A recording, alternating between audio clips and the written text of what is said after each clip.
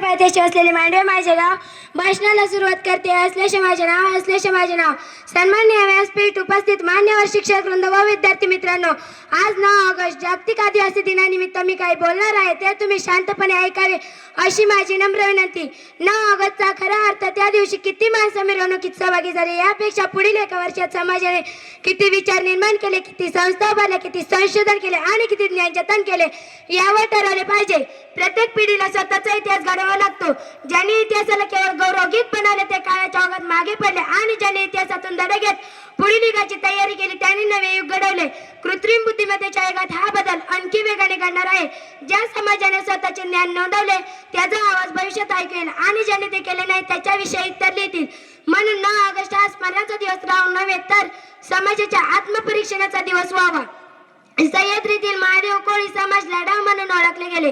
त्यामागे केवळ शौर्य नव्हतं तर त्या काळातील तंत्रज्ञानाचे कौशल्य सुसंगत होते. सह्याद्रीतील गडकिल्ले पाहताना आपण त्याचे भक्कम तटबंदी कौतुक करतो, पण त्या तटबंदीला अर्थ देणाऱ्या डोंगरांची, जंगलांची आणि घाटपाताची चर्चा क्वचित करतो.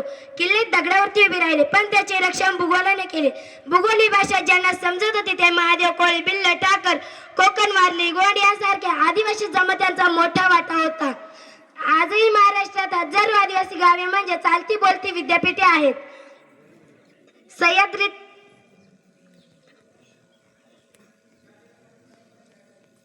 एवढे बोलून मी माझी भाषण